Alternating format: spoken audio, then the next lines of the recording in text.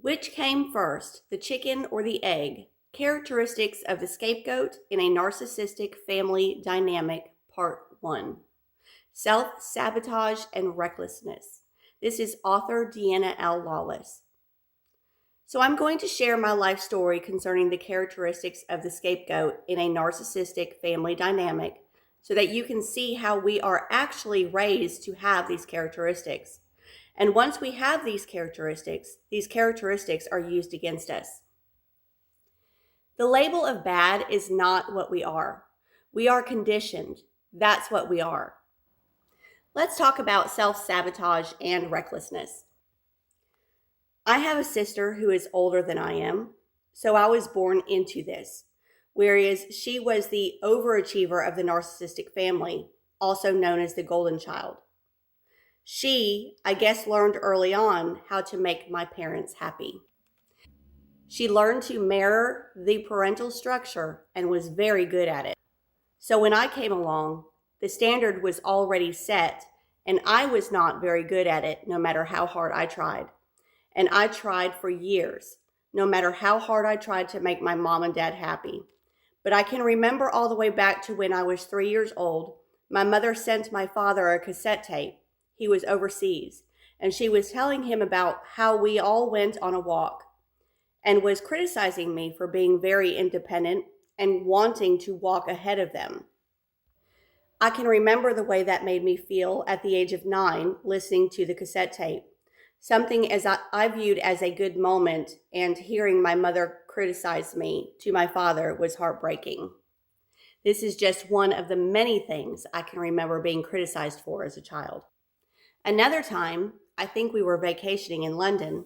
I'm thinking it was London, though I was very young and I cannot remember fully, where I was given the choice of getting a souvenir that I really wanted or not get the souvenir so that my sister and I both could get a souvenir of equal value. I decided I wanted the souvenir. It was a plastic bunny covered in real rabbit fur, and it was soft and fuzzy, and me, in my little mind, I just really wanted it because it felt like it was a real bunny. So I told my mom I wanted it, and in the middle of the store, in front of everybody that was in there, she went off on me over the fact that my choice was selfish, and now my sister wasn't going to be able to get anything. The fact that I was given a choice at that young of an age to be criticized, obviously I didn't have the capacity to make a just decision at that age. All I knew was that I wanted the bunny, and I should have been told no, period. Instead, she purchased the souvenir for me anyway, and it was held over my head. I decided I didn't want or like the bunny as much as I thought I did after the fact, because it hurt my heart to know my sister now was also hurting because my mother held true to what she said. Later on that day, there was an opportunity for us to have a lollipop, and my sister was given my lollipop, and in front of my sister, it was explicitly stated as to why. I was a young child. I should have never been given the opportunity to make that big of a decision, but I ended up carrying the weight of that decision, and that's just not right. That's not something a parent should do. I tell you these stories, and there's so many more like them. This is what I was raised in early on. This was during the years where our brains begin to develop and mature and determine who we are in the enmeshment of life. Therefore, very early on, I learned how to self-sabotage. I learned that my choices were always mistakes, that I didn't know what was good for me or others, that I was incapable of making good decisions because when I did make decisions, they ended up hurting other people. So I learned this behavior early on. Let's talk about recklessness. Very early on, I did a lot of reckless behavior. Although there was reckless behavior before age 10, this is where the greatest aspects of reckless behavior began showing itself. I began hanging out with the older crowds, being my sister's friends. We had moved off of a military base, and I didn't know anybody. I didn't have friends I could hang out with on the weekends, and my mother and father were both alcoholics, so they were never home to watch over us. They were always out clubbing. It could have been that my parents said, "You can go, but you need to bring your sister with you." But because I went everywhere with my sister, I also hung out with my sister's friends. And my sister's friends liked to drink and liked to party and liked to walk through graveyards and liked to initiate themselves into little gangs. Now, my sister was goody two-shoes at home in front of my parents. We're talking about the golden child.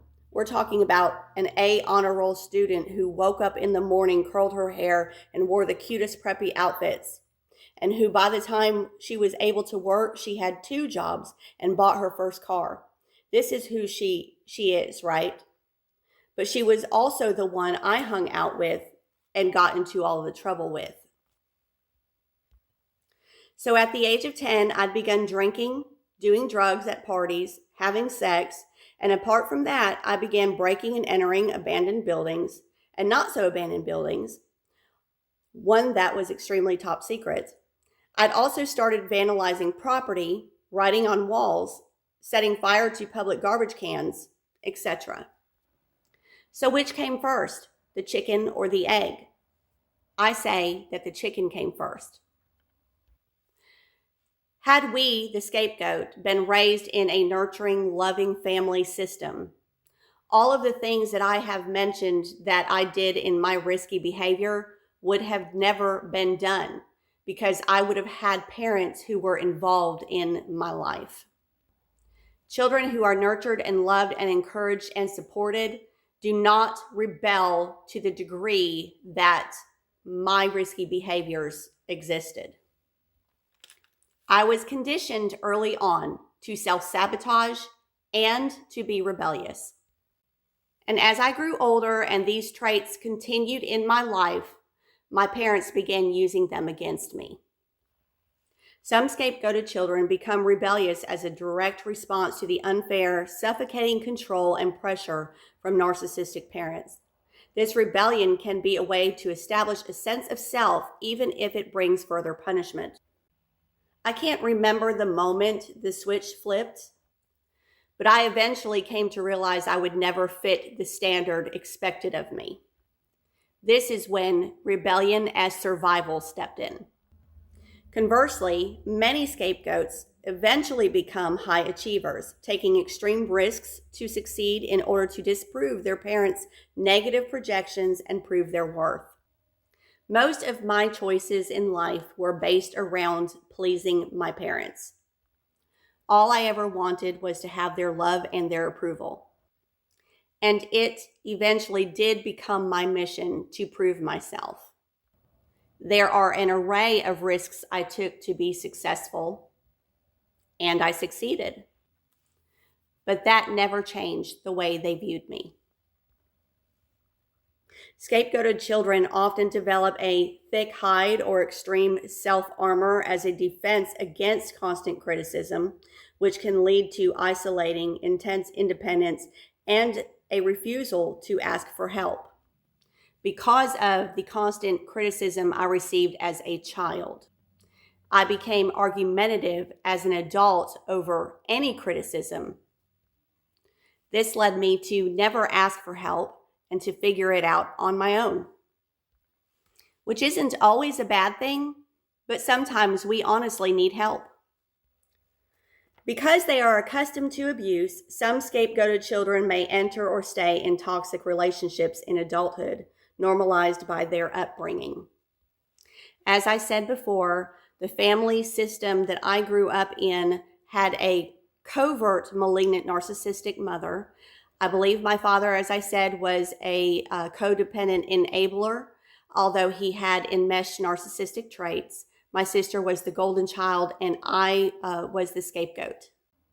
My first marriage was with a schizophrenic, and schizophrenia has narcissism as one of the traits. My second marriage was to a psychopath, and narcissism is also one of the traits there. Join me tomorrow for part 2, Why Scapegoated Children Take Risks.